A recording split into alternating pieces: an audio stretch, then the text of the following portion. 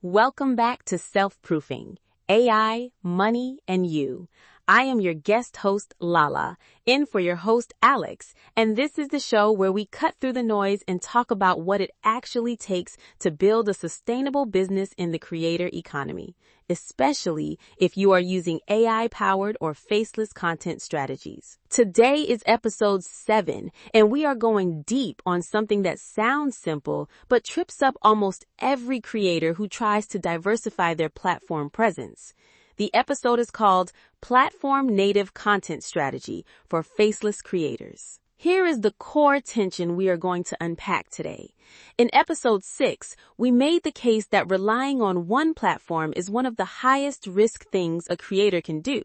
We talked about why you need to be on multiple platforms, and Jordan and Dr. Maya gave us a compelling picture of what that looks like in practice. But here's the follow-up question that I know a lot of you went away with. Okay, but how do I actually create content that works natively on each platform without tripling my workload? That is exactly what today is about, and I've got both Jordan and Dr. Maya back to dig into this with me. Jordan, welcome back. Always good to be here. And I will say this is the conversation that should have happened right after episode 6, because a lot of people hear be on multiple platforms and their first reaction is complete overwhelm. So I'm glad we're getting into the how today. Dr. Maya, great to have you back as well. Thank you. And I think what makes this topic particularly important right now is that the definition of native content has changed dramatically in the last 2 years because of AI. The bar for what looks native, what looks like it belongs on a specific platform, has shifted, and creators who understand that shift are going to have a significant advantage. That is a perfect setup for everything we're going to cover. Let me give listeners a quick preview of where we're going. First, we're going to define what platform native content actually means in 2026, because it's not what most people think. Then we're going to break down the major platforms and what native looks like on each one specifically for faceless creators.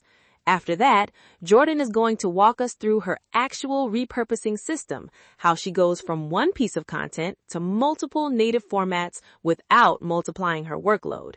Then we're going to talk about the AI tools that make this realistic, and we'll close with action steps you can start this week. A lot of ground to cover. Let's get into it. Dr. Maya, let's start with definitions. When we say platform native content, what do we actually mean?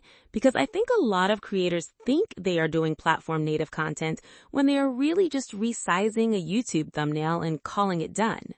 That is exactly the misconception I want to address first. Platform native content is not about format. It is not just vertical versus horizontal video or long versus short. Those are surface level adjustments.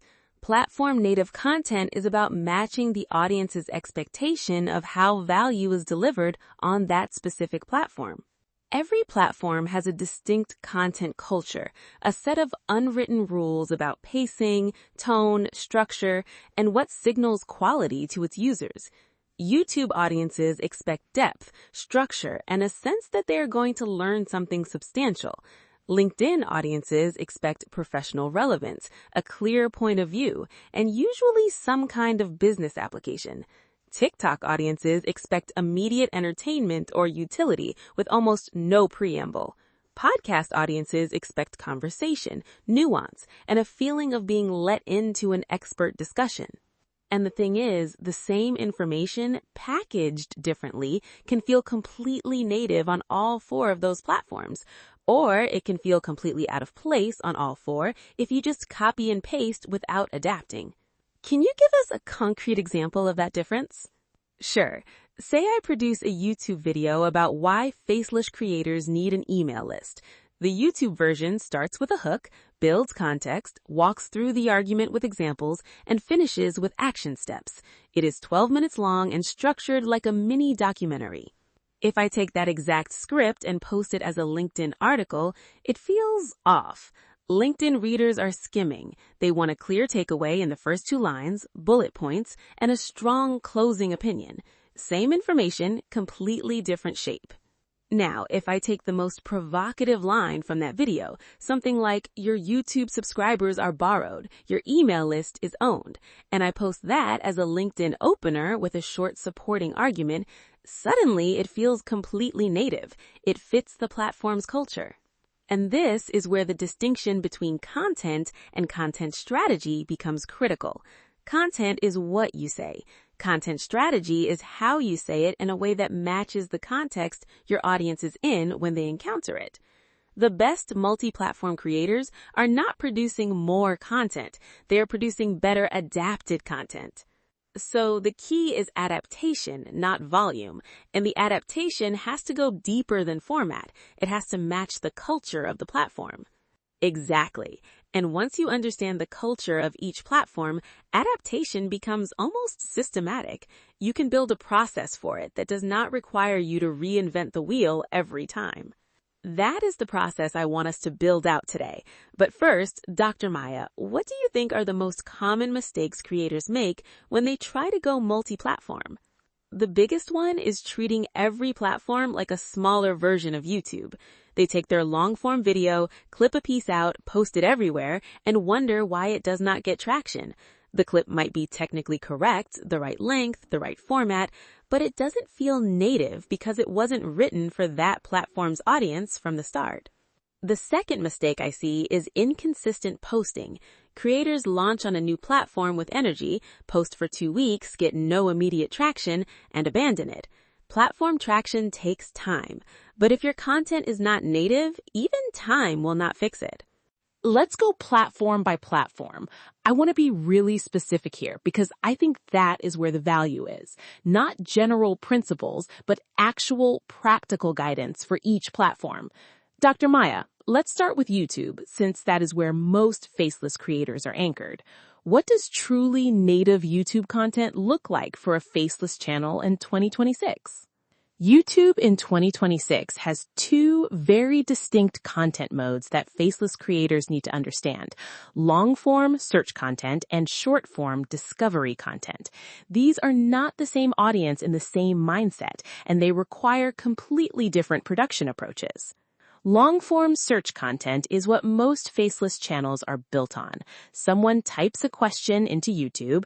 How do I start a budget? What is the best way to invest $1,000? How do faceless channels make money? And your video appears. This content is SEO driven. It succeeds because it answers a specific question completely and in a way that keeps people watching. The native cues here are a strong hook in the first 30 seconds that validates the viewer's problem, a clear structure that the viewer can follow, concrete examples and data, and a strong call to action at the end. Faceless channels are actually well positioned here because the content is the product. There is no personality to distract from the value. The biggest mistake I see faceless creators make on long-form YouTube is weak hooks. They spend so much time on production, the voiceover, the B-roll, the graphics, and then they start the video with something like, "Hey everyone, welcome back to the channel." That opening kills watch time before the video even starts. What does a strong hook look like for a faceless channel? A strong hook does one of 3 things in the first 15 to 30 seconds. It challenges a belief the viewer holds, it states a surprising fact, or it promises a specific outcome that the viewer wants. Something like, most creators make their money on YouTube, but the top 1% make their money from what YouTube cannot touch. Here is how. That creates immediate tension and curiosity. The viewer has to keep watching to resolve it. And on the short side, native YouTube Shorts content for faceless channels is about a completely different trigger. Shorts succeed when they deliver a complete, satisfying idea in under 60 seconds, often a single tip, a surprising statistic, or a counterintuitive reframe that makes the viewer think differently about something they already care about. The key for faceless shorts is that they need to work without a face, which means the script, the pacing, and the text overlays do all the work that a personality would normally do in a talking head video. That is actually a higher creative bar, but AI tools make it increasingly achievable. So on YouTube, you're essentially running two content strategies simultaneously, search-based long form and discovery-based short form, and they feed each other? Exactly. The shorts drive discovery. They put your channel in front of people who have never heard of you. The long-form videos convert those viewers into subscribers and ultimately into buyers or email list subscribers. Neither one works as well without the other. Let's move to LinkedIn. This is a platform that a lot of faceless creators dismiss because it feels too corporate or too different from their content style. Dr. Maya, make the case for LinkedIn as a serious distribution channel for faceless creators. LinkedIn is underrated by most content creators because they think of it as a job search platform. But in 2026, LinkedIn has become one of the most powerful organic reach platforms available, and the algorithm is still relatively generous compared to Facebook or Instagram. Organic posts regularly reach tens of thousands of people without paid promotion. The audience on LinkedIn skews toward decision makers, business owners, professionals with disposable income, and people actively trying to improve their skills or career. If you are a faceless creator in any business, finance, productivity, AI, or professional development niche, LinkedIn is not optional. It is a primary acquisition channel. I resisted LinkedIn for a long time because my brand felt too casual for it. Then I posted one thought, one observation about why most creators never build a real business, and it got 40,000 impressions in 3 days. That was the moment I took it seriously. So what does native LinkedIn content actually look like for a faceless creator? Because I think most people picture long, formal articles. That is the misconception. The content that performs best on LinkedIn in 2026 is short-form text posts, usually 5 to 15 lines that open with a bold, punchy statement, develop a single idea through a few concise paragraphs, and close with either a question or strong takeaway that invites engagement. The opener is everything. LinkedIn collapses posts after the first 2 or 3 lines with the See More button. If those first lines do not grab attention, nobody reads the rest. So I spend more time on LinkedIn openers than almost anything else in my content process. And the native tone on LinkedIn is professional but personal, not corporate speak, not dry and formal, conversational, direct, and grounded in real experience. The posts that perform best read like someone is sharing something they genuinely learned, not a press release, not a listicle, not a motivational quote. For faceless creators specifically, how do you build a LinkedIn presence without a personal face or personality? You build it around a point of view. The most successful faceless LinkedIn presences are not built on a person's face. They are built on a consistent perspective on a topic. You become the account that always has a sharp, useful take on AI and creators, or on passive income strategies, or on whatever your niche is. The consistency of perspective becomes your identity. And practically, I repurpose the key insight from each YouTube video into a LinkedIn post. I take one idea, one counterintuitive observation, or one surprising data point and build a standalone post around it. It takes me 20 to 30 minutes per post. The AI drafts it, I edit it to sound like my perspective, and it goes live. Let's talk about 2 more channels that I think are underutilized by faceless creators: podcasting and email. Dr. Maya, why should a faceless YouTube creator also have a podcast? Because audio reaches people in moments that video cannot. Commutes, workouts, cooking, walking the dog, these are all captured audio moments. A significant percentage of your ideal audience consumes long-form content exclusively through their ears. If you are not in that format, you are invisible to them. And here's the practical advantage for faceless creators specifically. If you are already producing voiceover content for YouTube, you already have the audio. Converting a YouTube voiceover into a podcast episode is a minimal additional step. You clean the audio slightly, add a brief intro and outro, and distribute it. The content is already made. That is exactly what I did. My podcast is essentially my YouTube audio track with a slightly different intro. The production cost is almost zero because the work is already done. But I get an entirely separate audience, people who find me on Spotify and Apple Podcasts who would never have found me on YouTube. So for Faceless Creators, podcasting is essentially free distribution if you are already producing voiceover content. Almost free. You need a podcast host, something like Buzzsprout or Spotify for creators, which costs very little or nothing, and you need a short intro and outro. But the core content is already produced. It is one of the highest leverage distribution moves available. What about email? We talked in episode 6 about building an email list as a priority. But how do you use email as a content channel, not just a list? Email is the most intimate content channel available to a creator. When someone opens your email, they have given you their undivided attention. No algorithm, no competing content in a feed, no autoplay distraction. That is a completely different relationship than a YouTube view or a LinkedIn scroll. Native email content is conversational and direct. It reads like a message from someone you trust, not a newsletter blast, not a marketing email. The format that works best is one idea, developed in 3 to 5 paragraphs with a clear next step at the end. No more than 300 to 500 words. Short enough to be read in 2 minutes, substantive enough to be worth opening. My email process takes the outline of each YouTube video and turns it into a standalone email that delivers the key insight directly. People on my list do not have to watch the video to get value. The email stands alone, but at the bottom I always include a link to the full video for people who want to go deeper. So email is both a relationship builder and a traffic driver at the same time. Exactly, and it is the only channel where you own the distribution completely. No algorithm decides whether your email gets delivered. You hit send, it goes. That ownership is worth more than almost any follower count on any platform. Alex, Jordan, I want to get into the actual mechanics of your repurposing system now, because I think this is where listeners are going to get the most practical value.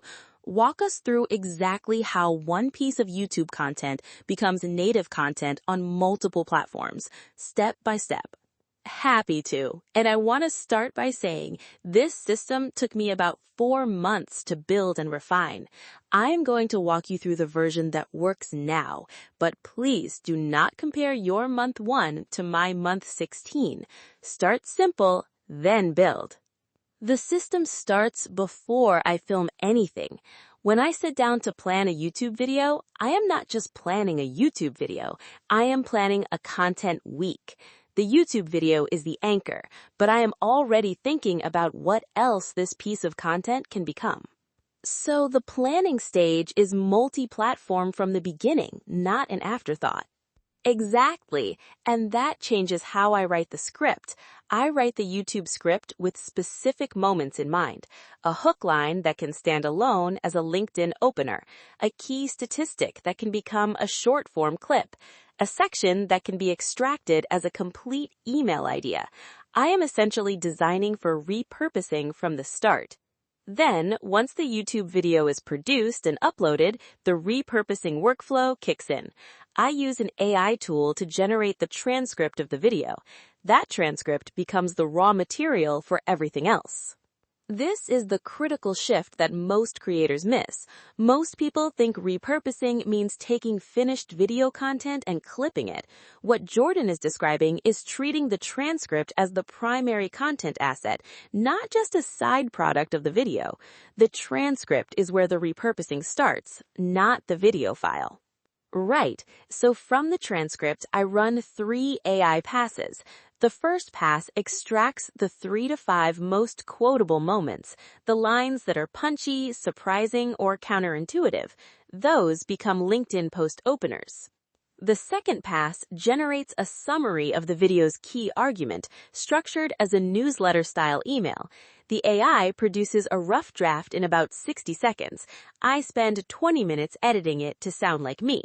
Then it goes to my email list.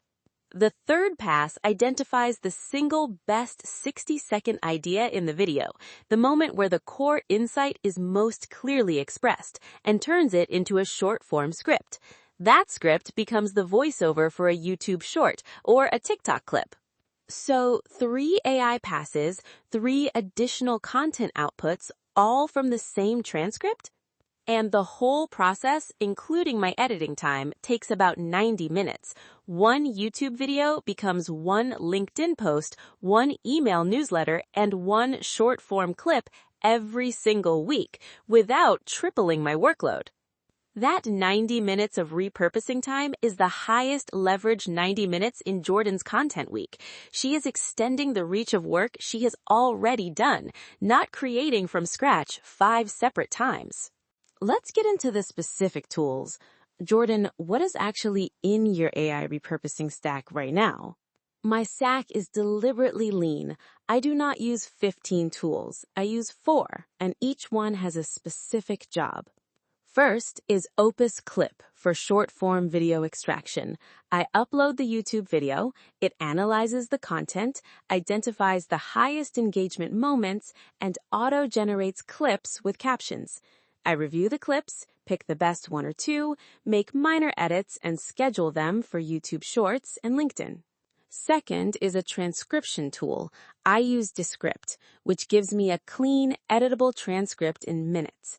That transcript is the raw material for everything else. Third is a large language model. I use Claude for the 3 repurposing passes I described. I have a set of saved prompts that I run every week. The prompts are specific enough that the output is consistently usable with light editing. I do not start from a blank prompt every time. Can you share what those prompts look like? Sure. The LinkedIn prompt is something like, here is a transcript from a YouTube video. Identify the 3 most counterintuitive or surprising insights. For each one, write a LinkedIn post opener, 1 punchy sentence that challenges a common assumption. Do not explain the insight yet, just write the hook. The email prompt is, here is a transcript from a YouTube video. Write a short email newsletter under 400 words that delivers the single most valuable insight from this video as a standalone takeaway. Write in a direct, conversational tone. End with 1 clear action the reader can take. The short-form prompt is, here is a transcript. Identify the 60-second moment where the core idea is most clearly and compellingly expressed. Rewrite it as a tightly paced short-form script. No preamble, no filler. Start with the insight, develop it with 1 example, close with a 1-line takeaway. What Jordan is describing is prompt engineering as a production system. She is not using AI randomly or experimentally. She has built repeatable prompts that produce predictable outputs, which is exactly the mindset shift that separates creators who use AI effectively from those who dabble with it. What is the 4th tool? My 4th tool is a scheduling platform. I use Buffer for batching and scheduling posts across LinkedIn, YouTube Shorts, and my email platform. Once I have the content ready, I schedule everything in 1 sitting on Monday, and it goes out automatically throughout the week. I do not think about posting again until the following Monday. So the system is produce anchor content, run AI repurposing passes, schedule everything in 1 batch, and the total additional time beyond the anchor video production is about 90 minutes per week. That is the target. Some weeks it is a little more if I'm producing a longer, more complex video, but 90 minutes is a realistic average for a standard 12 to 15-minute YouTube video. Dr. Maya, I want to come back to something you said earlier about platform culture, because I think there is a risk with the repurposing system Jordan just described, the risk that even though you are adapting content for each platform, it still feels like repurposed content rather than truly native content. How do you avoid that? That is the right tension to name. Repurposing done lazily produces content that feels like it was not made for you, because it was not. The audience can usually sense when something was adapted rather than created with them in mind, And on most platforms, that creates a subtle but real credibility gap. The way you close that gap is through what I call platform-specific editorial judgment. It is not enough to take the key insight from your YouTube video and reformat it. You need to ask, would someone who primarily consumes content on this platform consider this a great piece of content, not just a competent one? How do you develop that judgment if you are new to a platform? You study the platform before you post on it. Spend 2 weeks consuming the top performing content in your niche on that platform before you ever publish anything. Pay attention to the specific words people use in the first sentence, the length of paragraphs, whether people use bullet points or prose, what kinds of endings get engagement. You are reverse engineering the native format. I did this with LinkedIn. I spent about 3 weeks just reading the posts that were performing well in the business and creator space, and I noticed something specific. LinkedIn audiences respond strongly to posts that begin with a personal failure or mistake, then pivot to the lesson. That is a very specific storytelling format that feels native on LinkedIn and would feel out of place on YouTube. So you actually changed the angle of the repurposed content, not just the format. Exactly. Instead of leading with the insight as I would on YouTube, I learned to lead with the mistake I made before I discovered the insight. That one structural change made my LinkedIn content feel completely different, much more native, much more engaging. And this brings us to a deeper principle. Platform native content is not just about format or length. It's about meeting the audience where they are emotionally and contextually. LinkedIn users are often in a professional mindset, thinking about growth, credibility, impact. Acknowledging a professional mistake speaks directly to that context. YouTube users might be in a learning mindset. They want to improve a skill. TikTok users might be in an entertainment mindset. They want to be surprised or delighted. Same information, different emotional entry points. So part of platform native strategy is understanding the audience's mindset when they open that app, not just the technical format requirements. That is the most important insight in this whole conversation. The format is the vehicle. The mindset is what determines whether the content lands or not. Dr. Maya, let's talk about the AI layer more specifically, because I think there is a real risk of people hearing this episode and thinking they need to hire a team of 5 to do all of this. What AI tools are making platform-native content creation genuinely realistic for a solo, faceless creator?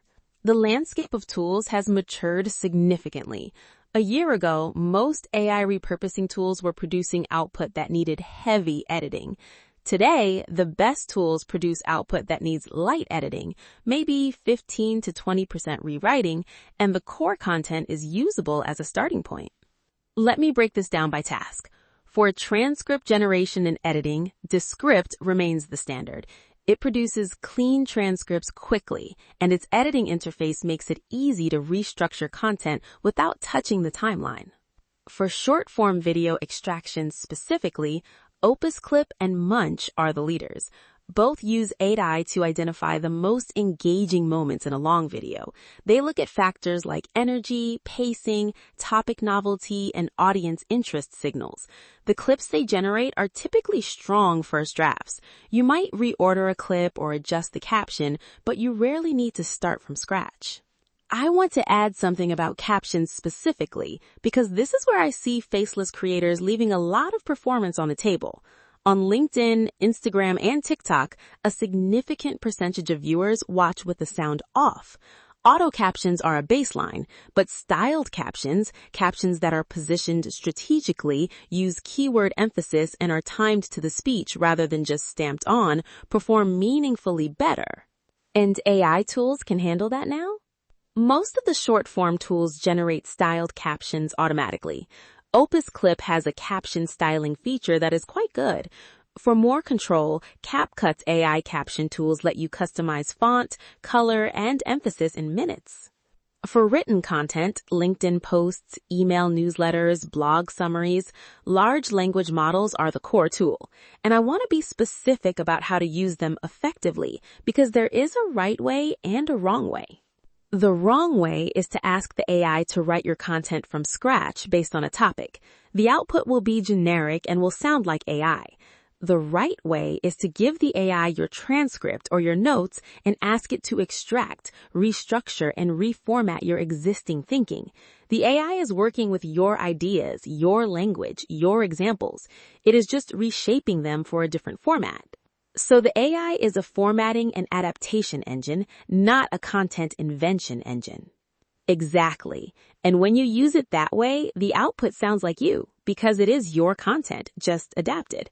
Your voice, your perspective, your examples, the AI handles the structural work of reformatting for a different platform. That one principle, give the AI your raw content, not a blank topic, changed everything for me. The quality of my AI-assisted content went from mediocre to genuinely good the moment I stopped asking the AI to invent things and started asking it to reshape things I had already said. Let's talk about failure modes, because I want to make sure people don't walk away from this episode thinking platform native strategy is easy or foolproof. Dr. Maya, what are the ways this goes wrong even when creators are trying to do it right? The first failure mode is over-automation. Creators get excited about the tools, set up the workflow, and then completely remove their own judgment from the process. They let the AI generate everything and schedule it without a human review pass. And the result is content that is technically correct, but tonally off. It does not quite sound like a real person. It misses cultural moments. It uses phrases that feel slightly artificial. The human editorial pass, even if it is just 15 minutes of reading and light editing, is not optional. It is what makes the difference between content that feels native and content that feels automated. I experienced this firsthand. There was a period where I was moving so fast that I was scheduling AI-generated LinkedIn posts without reading them carefully. And one week I had a post go out that used the phrase game-changing paradigm shift twice in 4 lines. It got almost no engagement, and when I reread it, I could immediately see why. It sounded like a press release, not a person. What is the second failure mode? Inconsistent frequency. Platform algorithms reward consistency strongly. If you post on LinkedIn 3 times a week for a month and then disappear for 3 weeks, your reach drops significantly and takes time to rebuild. The same is true on YouTube Shorts and almost every other platform. The mistake creators make is building a system that is too ambitious for their actual sustainable capacity. They plan for 5 pieces of content per week across 4 platforms, and it works for 6 weeks. Then life happens, the system breaks, and they ghost every platform at once. The fix is to start with a system you can maintain even in your worst week. Not your best week, not your average week, your worst week, when you are traveling or sick or dealing with something personal. If your system requires more than that, it will eventually fail. My rule is I only add a new content output to my repurposing workflow when I have maintained the previous one consistently for at least 60 days. That means I built the system slowly, YouTube first, then LinkedIn, then email, then Shorts. Each one became stable before I added the next. Sequential building rather than launching everything at once. Every time, the creators I have seen try to launch on 5 platforms simultaneously almost always end up with mediocre presence on all 5 within 90 days. The ones who build one platform at a time tend to have genuinely strong presence on 3 or 4 platforms within a year. There's also a third failure mode worth naming, content without a call to action. Creators get so focused on producing native, engaging content that they forget to connect it to their business. Every piece of content on every platform should have a clear next step. Subscribe, read the full article, join the email list, visit the link in bio. Without that connection, reach does not convert into business results. Let's talk about measurement, because I think one of the reasons creators abandon new platforms is that they measure the wrong things and conclude too early that something is not working. Dr. Maya, what should faceless creators actually be tracking across their multi-platform content strategy? This is one of the most important practical questions in content strategy, and most people get it wrong.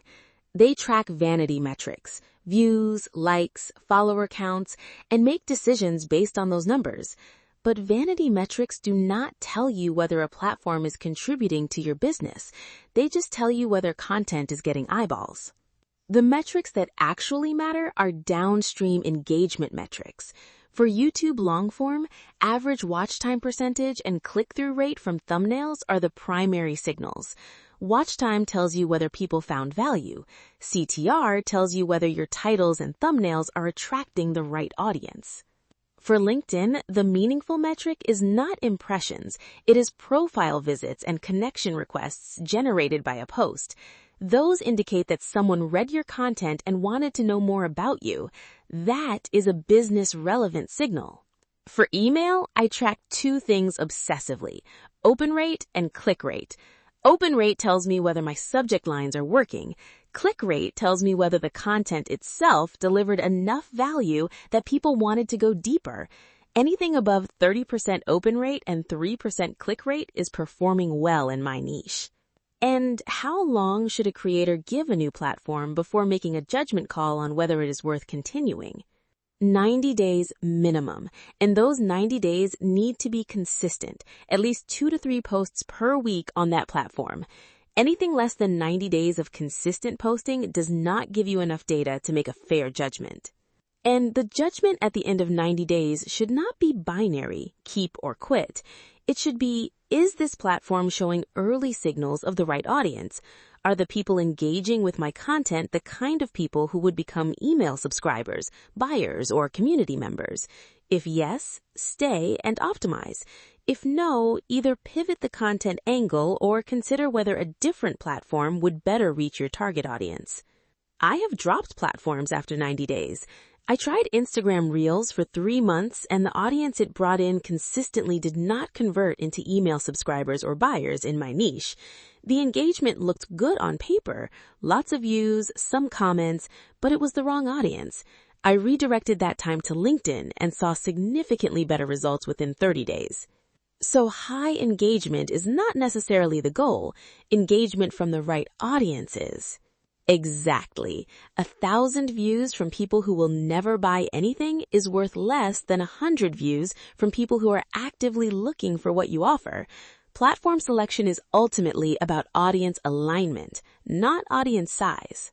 Let's zoom out for a moment and talk about the platform landscape itself, because things are changing fast. Dr. Maya, if you are a faceless creator starting from scratch in 2026 or rebuilding your strategy from scratch, what does the prioritized platform stack look like? This is a question I get asked constantly, and my answer has shifted over the last 12 months because the platform landscape has genuinely shifted. Here is my current thinking for faceless creators in the business, finance, AI, productivity, and professional development niches, which is the majority of the audience for this show. Priority 1 is YouTube longform. This is still the most powerful platform for faceless creators because it has search intent. People come to YouTube looking for specific answers, which means your content gets found by people who are already interested in your topic. The SEO value of YouTube longform compounds over time in a way that almost no other platform matches. Priority 2 is email. I put email second, above LinkedIn, above Shorts, because email is the only channel you own. Every other platform is borrowed infrastructure. Your email list is an asset that belongs to you regardless of what any algorithm does. Priority 3 is LinkedIn for business-adjacent niches or YouTube Shorts for consumer-facing niches. These are your discovery engines. They bring new people into your world. Which one you prioritize depends entirely on where your target audience spends time. Priority 4, once the first 3 are running consistently, is a podcast. Low additional effort if you are already producing voiceover content, and it opens a meaningful additional audience. I think that prioritization is right, and I want to add one thing. Do not let platform hype pull you off this sequence. Every few months, there's a new platform that everyone says you have to be on immediately. Some of them matter, most of them do not for business-focused creators. Before you chase a new platform, ask, does my ideal audience actually spend meaningful time there? If the honest answer is no, skip it. What about X, formerly Twitter? It used to be a major platform for content creators in these niches. Where does it sit now? X still has a highly engaged audience in the business and creator economy space. It has gone through significant turbulence, but the conversations around AI, entrepreneurship, and creator strategy are still happening there at volume. I use it as a test bed. I post ideas there before committing to longer content on other platforms. If something gets strong engagement on X, that is a signal that it will resonate elsewhere. I would agree with that framing. X is useful as a real-time pulse on what topics are generating conversation in your niche, but I would not make it a primary distribution platform for a faceless creator. The reach is less predictable than LinkedIn, and the audience tends to be more platform native than action-oriented. So for most faceless creators in 2026, the core stack is YouTube, email, LinkedIn or Shorts, and eventually a podcast. And everything else is optional based on where your specific audience lives. That is the framework. Simple, focused, and sustainable. We are in the home stretch of episode 7 of Self-Proofing, AI, Money, and You. And as always, I want to make sure you leave with something concrete, not just a framework in your head, but an action you can take this week. Jordan, let's start with you. What is the single most important thing a faceless creator can do this week to start building a genuine platform-native content strategy? Pick one new platform, just one, where your ideal audience spends time and where you are not yet present. Spend 30 minutes this week consuming the top-performing content on that platform in your niche. Do not post anything yet, just study it. Write down 3 specific observations about what makes the best content feel native there. The opener structure, the length, the tone, the call to action. That 30 minutes of observation is worth more than 5 pieces of content posted blindly. Then, next week, take your most recent YouTube video, identify the single strongest insight from it, and write 1 piece of content for that platform using what you observed. 1 piece, not 5, just 1, done properly, adapted with genuine care for that platform's culture. That is how you start building native instincts. Dr. Maya, your action step? My action step connects to the AI repurposing system Jordan walked us through. This week, take 1 video or piece of content you have already produced, generate a transcript, and run it through an AI model with 1 specific prompt. Extract the 3 most counterintuitive insights from this content and rewrite each one as a 1-sentence statement designed to challenge a common assumption in my niche. That exercise will do 2 things. First, it will show you immediately how much reusable value is already sitting in your existing content. Second, it will give you the raw material for your next 3 LinkedIn posts or email openers. You are not creating new content, you are surfacing the gold that is already there. And my action step is the simplest one of the 3. Open a document right now, today, and write this question at the top. If someone who primarily uses LinkedIn or primarily uses podcasts or primarily uses email encounters my content for the first time, will they feel like it was made for them? That question, asked honestly about every piece of content you produce, is the foundation of platform native strategy. Not a checklist, not a tool, not a workflow, just that question, asked every time. Jordan, Dr. Maya, this was an outstanding conversation. Thank you both for your time and your specificity. I know our listeners are going to walk away from this with a much clearer picture of not just why to diversify, but exactly how to do it in a way that is sustainable and genuinely effective. This was a great one, and I hope people take that 90-day commitment seriously. It really does work if you give it time and you stay consistent with content that is actually native. Absolutely. The tools are available, the strategies are clear, and the opportunity for faceless creators who get this right is genuinely enormous. The barrier is almost entirely in the execution. So, go execute. Could not have said it better.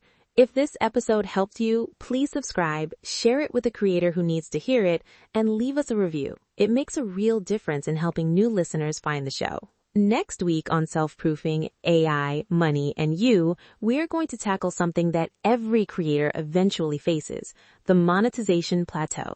You've built your audience, you have your platforms, but the revenue is not growing the way it should. Next week, we break down exactly why monetization stalls happen and the specific strategies that break through them. It's one of the most requested topics we've had. You do not want to miss it. Thank you for being here. I'm Lala. Stay strategic, stay consistent, and I'll see you next week.